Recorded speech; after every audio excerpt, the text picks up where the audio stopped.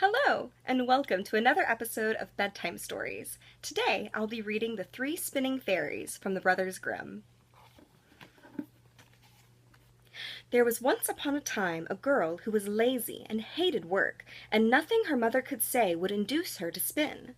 At last the mother grew angry, and losing all patience with her, gave her a beating. At this the girl began to cry so loudly that the queen, who was driving past at the time, heard her cries and stopped. She went into the house and asked the mother why she was beating her daughter like that.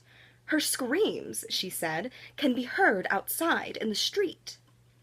The mother was ashamed to confess the truth about her daughter's laziness, and so she answered, "I cannot get her to leave off spinning. She is forever at her wheel, and I am too poor to keep on buying her fresh flax." "Is that all?" said the queen. "There is nothing I like so much as the sound of spinning. I am never happier than when I can hear the humming of the wheels. Let me have your daughter, and I will take her home with me to the castle. I have plenty of flax, and she can go on spinning there to her heart's content." The mother was heartily pleased at this proposal, and so the queen left, taking the girl with her. On their arrival at the castle, she took her upstairs and showed her 3 rooms filled from floor to ceiling with the most beautiful flax.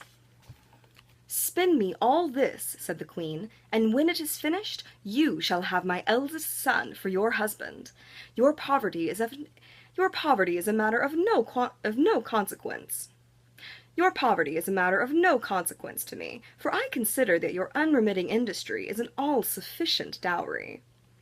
The girl dared not say anything, but she inwardly trembled with fear, for she knew that she could never spin all that flax, even if she were to sit at her spinning wheel from morning till night for 300 years.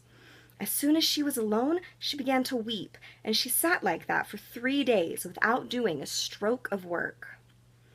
When the queen came again on the 3rd day, she was surprised to find that the flax had not been touched. The girl excused herself by saying that she had felt so lonely and homesick that she had not been able to begin her spinning. The queen was satisfied with this excuse, but as she was leaving, she said, "Tomorrow, mind, I shall expect you to begin your work."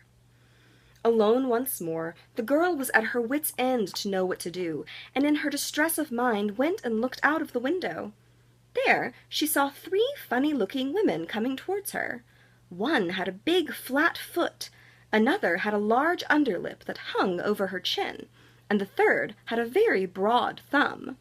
They stood still under the window, and looking up, they asked the girl what was the matter. She told them her trouble, and they offered to help her. "If you will invite us to your wedding," they said, "and will not be ashamed of us, but will introduce us as your cousins, and let us sit at your table, we will soon spin all that flax for you." "That I will gladly promise," said the girl, "if you will but come in and begin working for me at once." So she let in the 3 women, and what queer little figures they looked. She cleared a space for them in the first room, and they all sat down and began spinning. The first drew out the thread and turned the wheel, and the second moistened the thread. The third twisted it, striking with her fingers on the table, and every time she did this, a beautiful skein of the finest spun yarn fell on the ground. Whenever the queen came, the girl hid the 3 women, and then showed her skein upon skein of spun yarn, till the queen did not know how to find words enough to praise her. As soon as the first room was empty, the spinners went on to the second, and finally they went on to the third, which, like the others, was very quickly cleared of the flax. Then the 3 women took leave of the girl, saying to her as they parted, "Do not forget the promise you made us, for it will bring you good fortune." When the queen was shown the empty rooms and the great piles of yarn, she began at once to make preparations for the wedding. The bridegroom was delighted to think he should have such a clever and industrious wife, and showered his praises upon her. "I have 3 cousins," said the girl, "and they have shown me such great kindness in the past that I should not like to forget them, now that I am happy and prosperous. Will you give me permission to invite them to the wedding, and allow them to sit at our table?" The queen and the bridegroom both willingly consented to this request.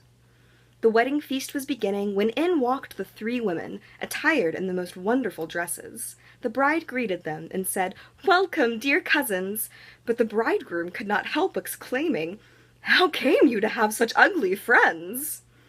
Then he went up to the first and asked her what had given her such a broad foot. "Turning the wheel," she answered. Then he went to the second and asked what had caused her to have such a large lip. "Moistening the thread," she answered. Then he went to the third and asked what made her thumb so broad. "Twisting the thread," she answered. "Then," cried the prince, horrified at these answers, "my beautiful wife shall never go near a spinning wheel again as long as she lives." And so henceforth she was rid of the hated task of spinning.